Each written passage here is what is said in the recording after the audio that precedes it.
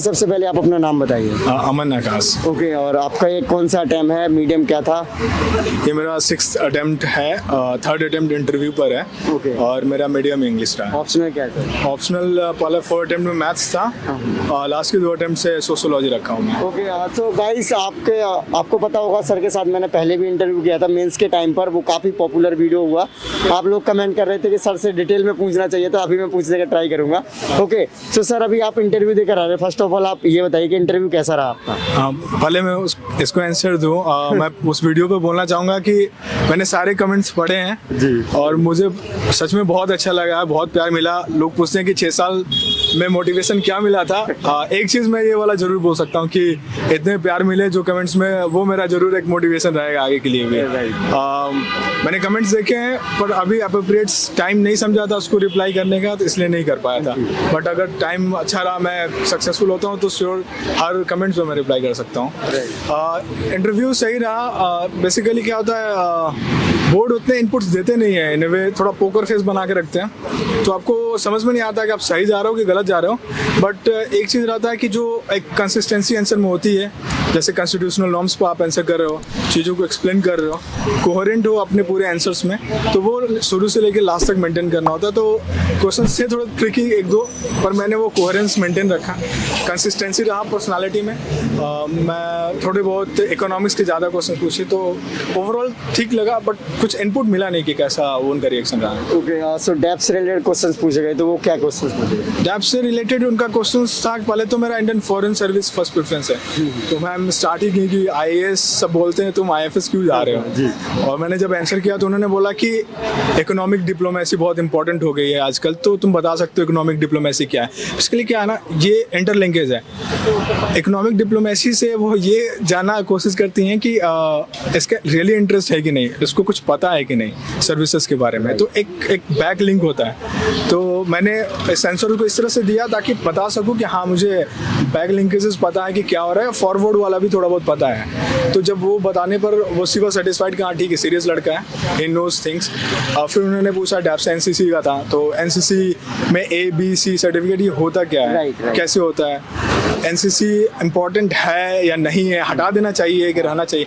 तो ये होता है कि आप किस ओरिएंटेशन से किसी चीज़ को देखते हो, एग्जिस्टिंग इंफ्रास्ट्रक्चर को आप पॉजिटिव वे में देखते हो या निगेटिव वे में देखते हो, वो सब थोड़ा बहुत पता चलने लगता है आंसर से। तो इन चीज़ों को पूछा और अच्छे से टैकल करा, मुझे लगता है। हेलो फ्रेंड्स, अपनी प्रिपरेशन को बेटर बनाने के लिए, पिछले साल के टॉपर्स के नोट्स के लिए, उनकी बुक लिस्ट के लिए और बड़ी कोचिंग के द्वारा दिए जाने वाले रिसोर्सेज या PDF के लिए और फ्री बुक लिस्ट के लिए, चाहे NCERT हो या फिर स्टैंडर्ड बुक्स हो, इन सब के लिए आप हमारा एक्सक्लूसिव टेलीग्राम चैनल जरूर ज्वाइन करें, जिसका लिंक आपको वीडियो के डिस्क्रिप्शन में मिल जाएगा। यहां पर आपको रेगुलर बेसिस पे एग्जाम्स के अपडेट मिलेंगे, साथ ही साथ यहां पर आपको डेली क्विज़ेस मिलेंगे, और तो और यहां पर आपको ऐसी बहुत सारी चीजें मिलेंगी जो आपकी प्रिपरेशन को आसान बनाने में बहुत हेल्प करेंगे। सो अगेन, लिंक वीडियो के डिस्क्रिप्शन में, हमारा टेलीग्राम चैनल जरूर ज्वाइन करें। सो आज आप जब इंटरव्यू देने आ रहे थे तो कुछ सोच रहे होगे, तो सर उसके अकॉर्डिंग कैसा रहा इंटरव्यू? क्या क्वेश्चंस कुछ सोचोगे कि ये पूछा जा सकता है, तो वैसा रहा कुछ? मैं तो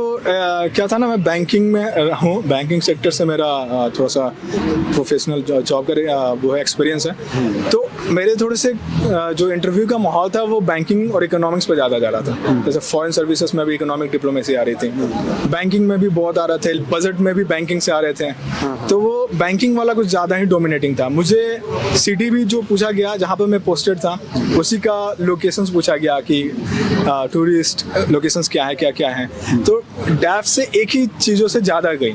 लेकिन क्या है कि अल्टीमेटली वो जो क्वालिटीज़ होते हैं ना, mental alertness, logical expression, depth of interest, वो एक ही फॉर्मेट से भी पता हो सकता है, क्योंकि बैंकिंग इतना लंबा चौड़ा है। तो उन्होंने बजट ये सब पूछा, तो उसे वो ट्रस्ट कर रहे थे कि हाँ ये है कि नहीं, तो टैप से ही था, लेकिन वो पूरे एक ही टॉपिक से ज़्यादा ब्रॉडर खींच रहे थे। ओके, सो जैसे कि आपका ये 3rd इंटरव्यू है सर, तो लास्ट टाइम भी आपके रिजल्ट आए होंगे प्रीलिम्स मेंस के, तो सर आपके इंटरव्यू में किस टाइम का उस लास्ट ईयर के कंपैरिजन करें तो क्या परफॉर्मेंस रहा था? लास्ट टाइम क्या था ना, मैं 2017-18 में था, उस समय या काफ़ी यंग था, लाइक 22-23 साल का था, तो अलग ही एग्रेसिव नेचर में था मैं, क्योंकि हाँ पूछ दिया, हाँ आता है मैं बताता हूँ। तो ऐसा होता है थोड़ा सा उस समय पता नहीं होता एकदम, जो भी क्वेश्चन पूछे ब्रिक्स और सार्क और बिम्स्टेक में क्या है, मैं बोला सार्क तो गया बिम्स्टेक आएगा, तो वो तो ना एक्सट्रीम जाता। प्रॉब्लम ये है कि बैलेंस ऑफ जजमेंट एक क्वालिटी है जो चेक होता है, राइट। ये अच्छा नहीं बनता था क्योंकि लगता है ये तो पूरा एक्सट्रीम ही खेल रहा है। तो वो ये इस बार जब मैं आया ना, तो मैं जानता था कि क्वेश्चंस का आंसर पर ज़्यादा वो ध्यान नहीं दे रहे हैं, मेरे आंसर से क्या क्वालिटीज़ उनको चेक करना है, वो अगर रिफ्लेक्ट होगा तो दे आर हैप्पी। तो मैं उस हिसाब से ही आंसर दे रहा था। मतलब इट डज नॉट, जैसे प्रीलिम्स और मेंस में जाते हैं ना हम लोग, इंटरव्यू भी उसी लेवल में है कि आपको उस ब्रैकेट में गिरना है जिस ब्रैकेट में ब्यूरोक्रेसी चाहती है आपको। तो पहले वो मेंटेन नहीं हो पाता था मेरे से। तो इस बार मैंने थोड़ा सा रखा, थोड़ा सॉफ्ट बोलना स्टार्ट किया हूँ। पर मेरे आवाज़ हैवी तो ऐसे मैं कम इन मैम ऐसे करता था, आप जाके प्यार से मैं कम इन मैम ऐसे। तो थोड़ा सा इन चीज़ों को रखा, बॉडी लैंग्वेज, जो क्वेश्चन नहीं आते थे थोड़ा सा वो करते हैं ना, आपको गाइड करते हैं, तो होता है कि हाँ थैंक यू सर आपकी भी बातें सही है। पहले एकोमोडेट ही नहीं करता था मैं, बोलता था जो बोल रहा हूँ वही सही है लेकिन इस बार ये सब चेंजेस किया मैंने। तो ओके, सो अराउंड कितने टाइम तक इंटरव्यू चला आपका? मैं 30 मिनट तक चला, आई गेस की उस राउंड में 30 मिनट तक चला है। ओके, सो सर देखो लास्ट टाइम क्या था, तो स्टूडेंट पूछ रहे थे सर की स्ट्रेटजी पूछनी चाहिए, तो सर प्रीलिम्स से स्टार्ट करते हैं। जब आप 6 प्रीलिम्स आपने क्लियर किए बैक टू बैक, तो सर प्रीलिम्स की स्ट्रेटजी बताइए। प्रीलिम्स में आप में कितने क्वेश्चन अटेम्प्ट करते हो, लास्ट टाइम पे क्या करते हो प्रीलिम्स के लिए, रिवीजन क्या करते हो प्रीलिम्स के लिए? सर मैं ये बोलूँगा ना कि कभी कभी हम एक गेम खेलते थे हमारे स्कूल, मैंने स्कूल टीम था, मैं फुटबॉल टीम में था, तो हमारा एक प्लेयर थे, वो प्रैक्टिस में से बहुत अच्छा खेलते थे।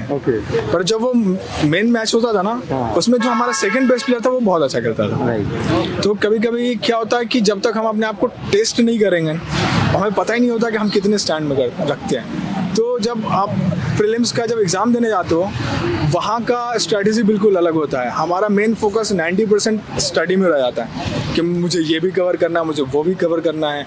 और हमें पता ही है थोड़ा मार्केट फोर्सेस आ चुके हैं, तो बहुत सारे कोचिंग से बहुत सारे मटेरियल है, हम पढ़ते हैं तो ऐसा लगता है कि अरे यार ये तो मुझे आता ही नहीं है, तो उसको भी पढ़ लेता हूँ। आप नहीं इतना कवर कर सकते हो। यूपीएससी एक रेस है, वो कहानी नहीं सुनते थे कि एक बाघ 2 लड़कों के पीछे भाग रहा था, और दोनों बोल रहे, एक लड़का बोला कि अरे यार हम तो बाघ से तेज भाग नहीं सकते, तो दौड़ के क्यों मरे, रुक के मरते हैं। वो तो मैं बाघ से तेज नहीं भाग रहा हूँ, मैं तेरे से तेज भाग रहा हूँ, क्योंकि मुझे बस तेरे से तेज भागना, बाघ तुमको मारेगा तो मैं भाग जाऊँ। यूपीएससी में आप यूपीएससी से तेज नहीं भागो, मतलब हर चीज़ कवर नहीं कर सकते। मैं इतना पढ़ा हूँ, फिर भी मेरे 100 में 32 क्वेश्चन ही इस बार थे जो मेरे को एग्जैक्टली पता था, बाकी के 68 मेरे को नहीं पता था। लाइक कंफ्यूज था मैं 2 ऑप्शन में, 3 ऑप्शन में ऐसे कंफ्यूज था। तो आप हर बार प्रैक्टिस करो, मतलब पढ़ो एक सोर्स से और अपना प्रैक्टिस करो। और प्रैक्टिस ये नहीं कि 1 से 100 तक कर लिया, क्योंकि फिर आप पीछे पलटोगे ना, आपको याद ही नहीं रहेगा कि मैंने A का C क्यों मारा था तो आप 1 से 5 वाला पहले करो, आप A का B करो, 2 का करो, पलट दो, तो आपको ब्रेन को पता रहेगा कि B C में मैं कंफ्यूज था और मैंने C मार दिया, लेकिन आंसर B है, तो आप एप्टीट्यूड पकड़ने लगोगे। Prelims is all about aptitude.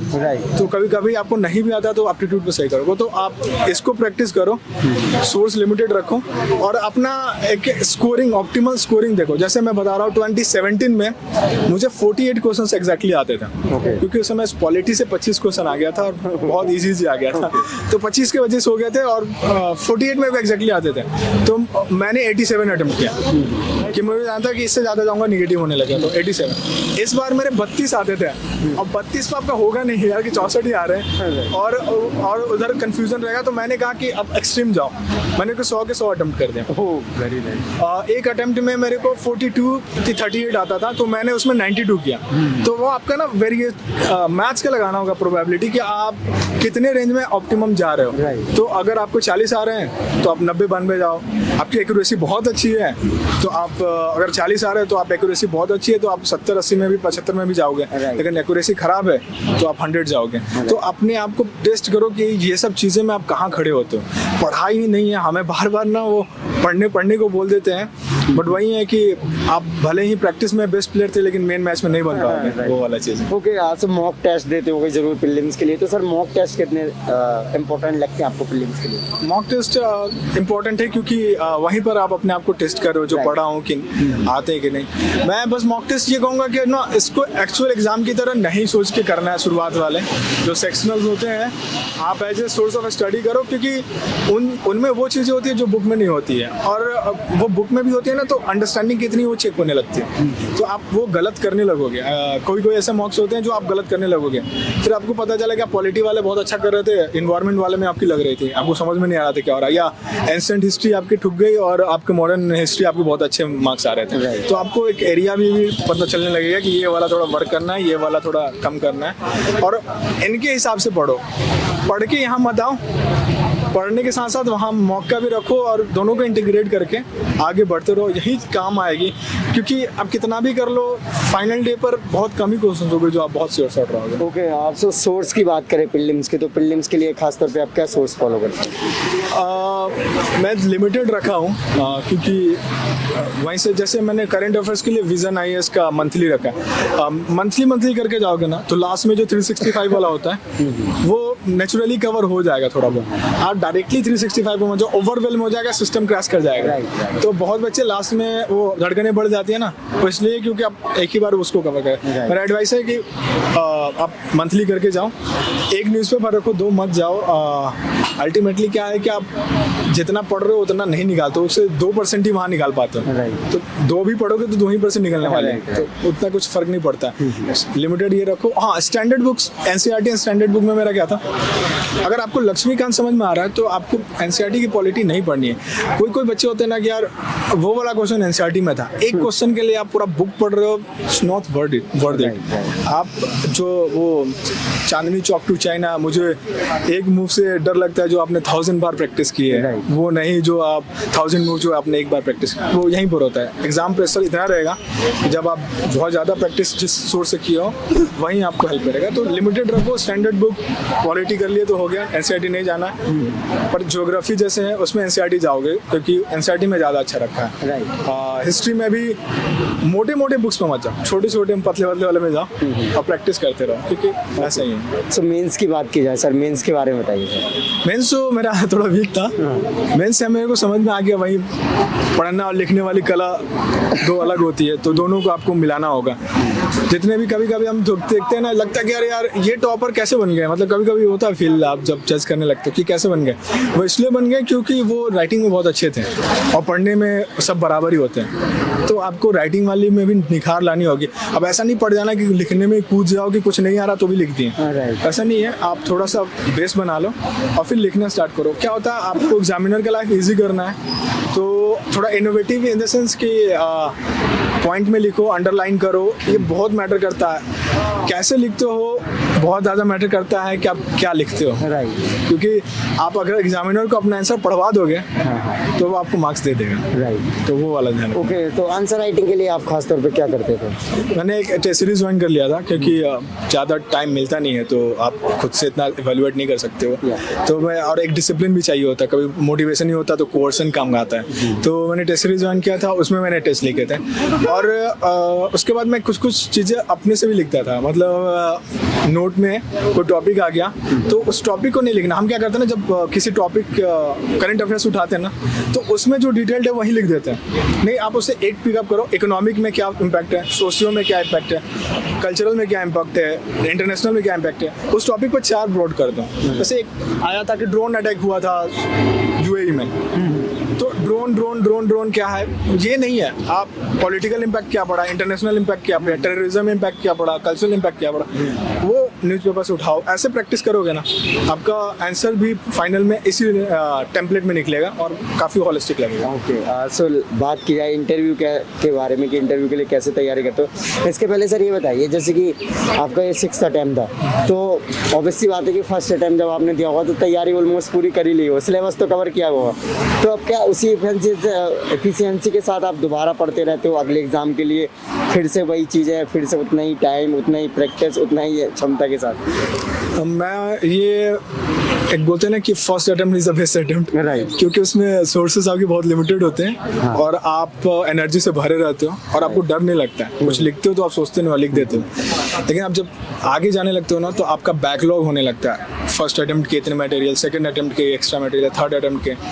मैं बताऊँ, आज मैं आया हूँ ना, मैं 2015-16 का इकोनॉमिक सर्वे, 16-17, 17-18, 18-19, 20-21 ऐसे पढ़ के आया हूँ। क्यों? क्योंकि आप एक बार पढ़ चुके हैं ना, इन्वेस्टेड हो गया, तो ये वाला इशू होने लगता है। कि आप इमोशनल इन्वेस्टमेंट रहते तो आप सोचते हो पढ़ लेता हूँ, लेकिन इसको थोड़ा कंट्रोल करना होता है। जो आपका जैसे इंटरव्यू था तो मेरे को मालूम था कि इकोनॉमिक सर्विस आएगा, बैंकिंग है, डिप्लोमेसी, इंडियन फॉरेन सर्विसेज है, तो पूछेंगे और पूछा भी उन्होंने। मैंने 17-18 का एक इकोनॉमिक सर्विस का फैक्ट कोट किया। तो आपको पता होना चाहिए कि कहाँ जा रहा है, हमारी नैया किस नदी से गुजर रही है और वो सब क्या है। तो इसको ही रख के सब कुछ, आपको सब कुछ पता है, आप उसी पर रखो। और मोटिवेशन की बात क्या करें, यूपीएससी तो एडिक्शन बोलते ही हैं। हाँ। तो ये है, आपको ढूंढना नहीं पड़ेगा, आपके अंदर से खुद आ जाएगा।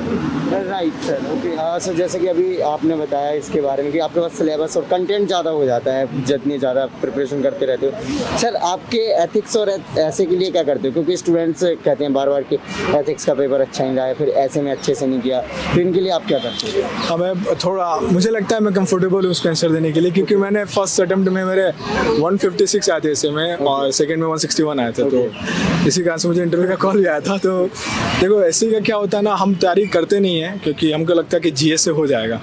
पर पहले होता था कि जीएस हो जाता था, अब नहीं हो पाता है। तो आपको क्या है ना, थोड़ा बहुत फिक्शन पढ़ना होगा, फिक्शन की जो चीज़ें होती हैं, या थोड़ी बहुत एनेक्डोट होता है जो पढ़ना होता है, चीज़ें कैसे कोलैबोरेट करिए, एक जैसे ब्रेक करते हैं टेम्पलेट पर, एंशिएंट इंडिया में क्या हुआ, मिडिवल इंडिया में क्या हुआ, इसमें क्या हुआ, फिर सेक्टोरल जाते हैं, पॉलिटिकल में क्या हुआ, सोशल में क्या हुआ, इकोनॉमिकल में, कल्चरल में क्या हुआ। तो आप एक चीज़ें पर सोचो, जैसे वहाँ ग्लास रखा हुआ है, तो ग्लास का एक डिफरेंट यूजेस, ऐसा थोड़ा ब्रेन को ट्रेन कर सकते हैं। पानी पीने के लिए, अब इसको डेकोरेट करने के लिए, अगर कोई खतरे में है तो ब्रेक करके घुसा भी, मतलब मार भी देगा, तो प्रोटेक्शन के लिए।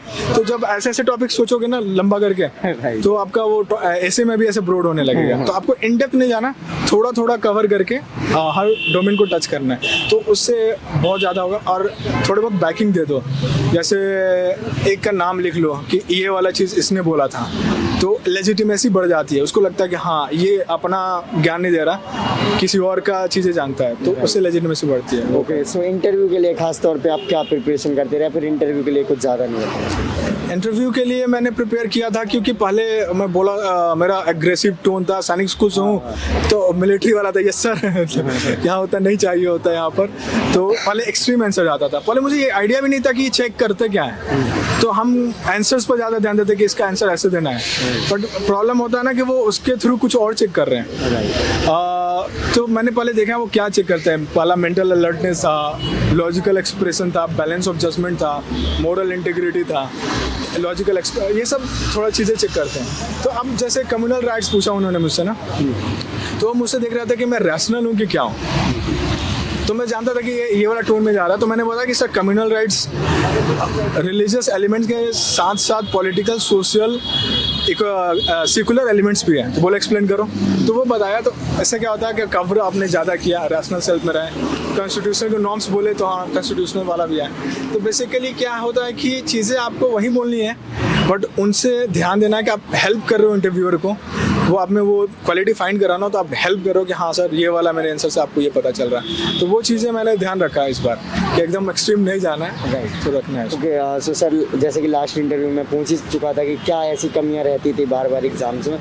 अब आप ये बताइए सर, आपने 6 अटेम्प्ट दे दिए, इसके बाद आपके एक्सपीरियंस के अनुसार जो स्टूडेंट्स फर्स्ट या सेकंड अटेम्प्ट में ही सफलता को पालें, तो उनको ऐसा क्या करना चाहिए, स्टार्टिंग से क्या अप्रोच लेकर चलना चाहिए? देखिए मैं एक रियलिटी जानता हूँ क्या होता है। वो एक डायलॉग है जो हमेशा आता है कि मोहल्ले की परवाह करते करते पूरा शहर जला डाला।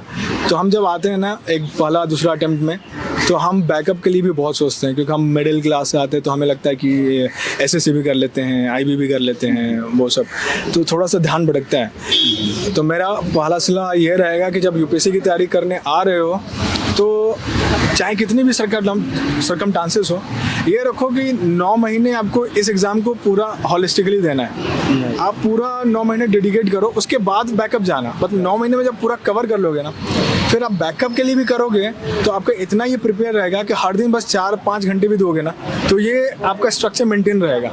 लेकिन आप स्टार्टिंग में आके इस एग्ज़ाम के साथ साथ 4 एग्ज़ाम के लिए और करोगे, ये 9 महीने से 3 साल चला जाएगा और आपको पता भी नहीं चलेगा। तो ये वाला एडवाइस मैं सबसे कहूँगा कि आ रहे हो, मैं जानता हूँ हम किस बैकग्राउंड से आते हैं, बहुत डिफिकल्ट होता है, लेकिन प्लीज़ इसको ध्यान रखना, नहीं तो लंबा चला जाएगा। दूसरा क्या होगा, ज़्यादा सोर्सेस फैलाना नहीं है।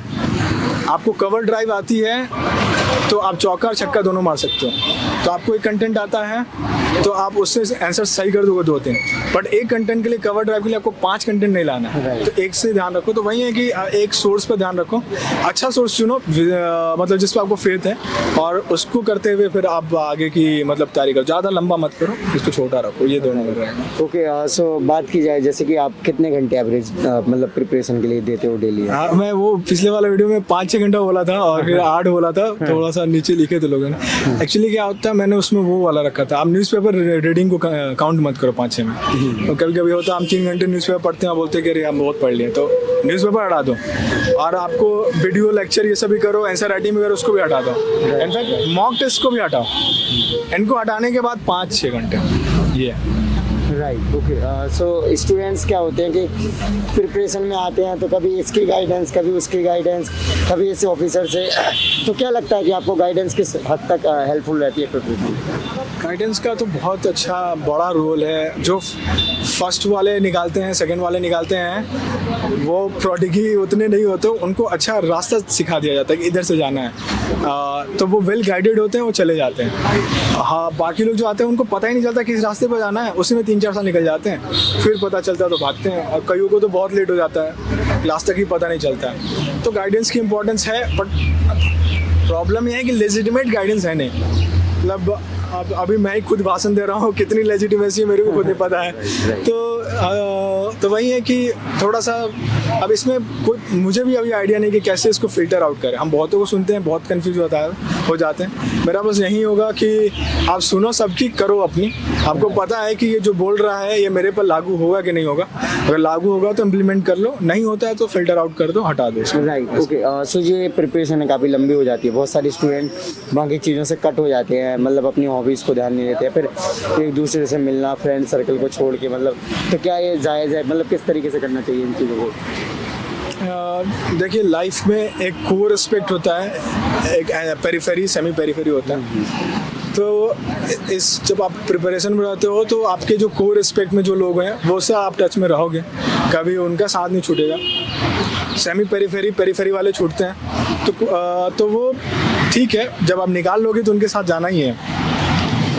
तो अभी उसके लिए उतना वरी मत कर जाओ, आप कोर पर अपना ध्यान दो, जो आपके लाइफ में बैलेंस लाते हैं वही इंपॉर्टेंट है अभी के लिए। और जब आप एक बार सक्सेसफुल हो जाओगे तो फिर सबका साथ है ही, तो उन चीज़ों को लेकर चलो। ओके, सो लास्ट में सर नए स्टूडेंट्स उनको क्या मैसेज देना चाहोगे सर? नए स्टूडेंट्स को तो यही मैसेज करूँगा कि आप, मेरा वही मेथड है कि आप पढ़ाई जो कर रहे हो, पढ़ाई के साथ साथ आप दूसरे एस्पेक्ट वाले, जो एग्ज़ाम वाले जो एस्पेक्ट हैं कि मॉक टेस्ट करना, लिखना, उनको भी करना होगा। 90% पढ़ाई मत करने लगो और 10% प्रैक्टिस, वो नहीं चलेगा, बट थोड़ा सा बैलेंस रखो। और वो भी नहीं है कि मैंने बोल दिया तो आज पढ़े आज ही आंसर राइटिंग कर दी, वो डाला नहीं। आपको थोड़ा कंटेंट चाहिए तभी लिख पाओगे थोड़ा सा। तो एक हर चीज़ का समय है, तो उनके साथ चले, एक को कभी भी हावी मत होने दो। तो सिर्फ पढ़ाई हावी नहीं होने दो, मॉक हावी नहीं होने दो, सबको बैलेंस लेके चलो। राइट सर, और सर जैसे कि क्या होता है, सेल्फ स्टडी है, और सर जो कोचिंग इंस्टीट्यूट्स हैं बहुत सारा मटेरियल, तो क्या अभी भी सेल्फ स्टडी यूपीएससी में सही रहेगा? इसका आंसर बहुत कॉम्प्लेक्स है, इसमें लीनियर आंसर नहीं है, कॉम्प्लेक्स आंसर है। कई हम लोग आते हैं ना जो इतना अच्छे बैकग्राउंड से नहीं होते कई लोग, तो और जैसे हम लोग बिहार से आते हैं जैसे, तो सॉरी, फैक्ट पे ज़्यादा रहते हैं। पानीपत का बैटल कब हुआ, ये कब हुआ, तो हम अभी भी पढ़ते तो वही चीज़ें पढ़ते हैं, पानीपत का बैटल कब। पर प्रॉब्लम है कि यहाँ पर एनालिटिकल होता है, तो ऐसे में गाइडेंस की ज़रूरत पड़ने लगती है कि हम अपने एजुकेशन बैकग्राउंड वालों को ही पिकअप करते हैं, यहाँ डिमांड कुछ और है। तो मेरा ये कहना है कि आपकी अगर इकोनॉमी साथ दे रही है, अगर आपका थोड़ा सा गाइडेंस वीक है, तो कोचिंग वाले थोड़ा बहुत इजी रखेंगे आपके लिए, नो डाउट कि आपको इजी करेंगे, but at the same time सबकी लेजिटिमेसी इतनी सही नहीं है। और सेल्फ स्टडी में होता है, लेकिन आपको एफर्ट लगाना पड़ेगा, थोड़ा सा बहुत ज़्यादा एफर्ट लगता है। तो कोई हाँ कोई ना नहीं है, आप पर डिपेंड है आप कौन से सर्कमस्टेंसेस में हो, और आपको खुद पता है कि आपको चाहिए कि नहीं है।